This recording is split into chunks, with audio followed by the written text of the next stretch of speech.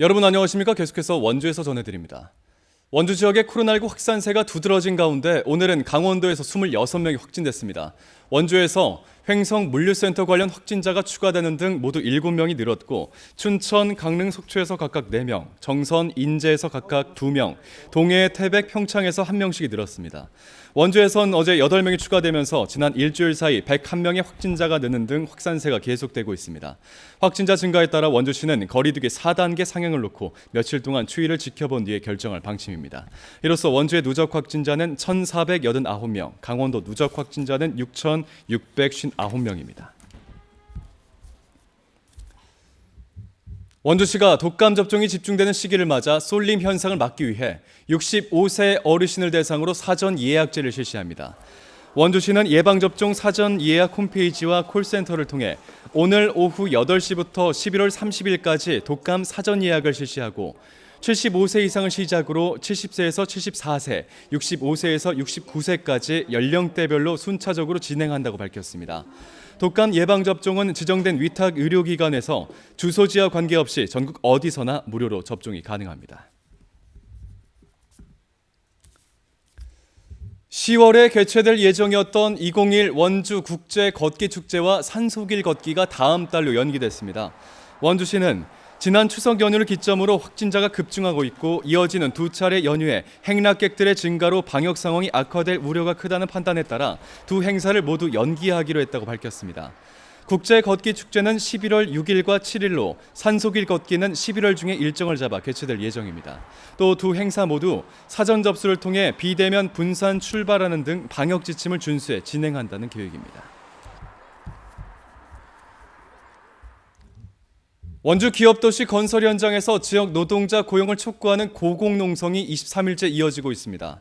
민주노총 강원건설지부 노동자 한 명은 지난 9월 13일부터 50m 높이 타워 크레인에 올라 발주처와 시공사를 상대로 공정한 일감 분배를 촉구하고 있습니다.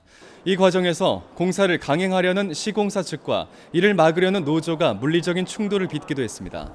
노조는 오늘 원주시에 사퇴 개입을 촉구하는 기자회견을 열었고 시공사 측은 일감 분배를 사측 권한이라며 맞서는 것으로 알려졌습니다. 대환 대출을 해주겠다며 피해자의 집 앞까지 찾아와 돈을 받아가는 보이스피싱 사건이 발생해 경찰이 수사에 나섰습니다. 이들 일당은 평창에 사는 50대 피해자 A씨에게 기존 대출금 3천만 원의 대환 대출을 해주겠다고 연락한 뒤 지난달 30일 집 앞에 찾아와 A씨로부터 직접 현금 3천만 원을 받아 가로챈 혐의를 받고 있습니다. A씨는 사건 직후 일당으로부터 추가 대출을 권유받고 경찰에 신고한 것으로 알려졌습니다. 경찰은 피의자의 신원을 특정해 쫓고 있습니다.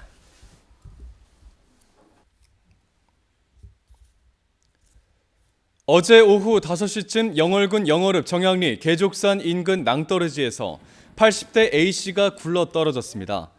A씨는 119 구조대원에 구조됐지만 결국 숨졌습니다. 경찰은 A씨가 도라지를 캐러 산에 올랐다 실족한 것으로 보고 정확한 사고 원인을 조사하고 있습니다.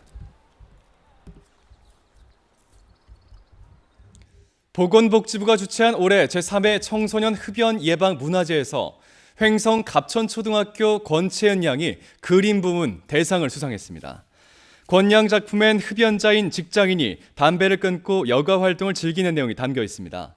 지난해에도 권 양은 통일과 관련된 웹툰을 그려 통일부 장관상을 수상하기도 했습니다.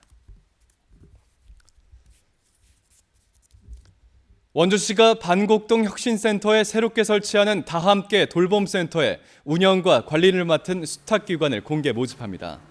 신규 다함께 돌봄센터는 건강보험심사평가원 본관 2층에 들어서고 시설 리모델링과 기자재 준비 과정 등을 거쳐 내년 1월에 문을 열 예정입니다.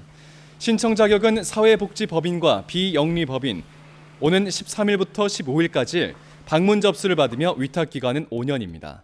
다함께 돌봄센터는 방과 후 돌봄이 필요한 초등학생들을 대상으로 생활지도와 학습 지원 등을 제공하는 복지시설입니다. 횡성군이 2025년까지 추진하는 도시경관 기본계획에 주민들의 건의사항을 받습니다. 횡성군은 오는 12일까지 주민공청회와 읍면 사무소별 서면 건의사항을 접수를 통해 경관 기본계획과 공공디자인 진흥계획 관련 의견을 수렴합니다. 주민들의 의견을 받고 나면 군의회와 자문위원회 논의를 통해 계획을 확정지을 계획입니다. 뉴스를 마칩니다. 고맙습니다.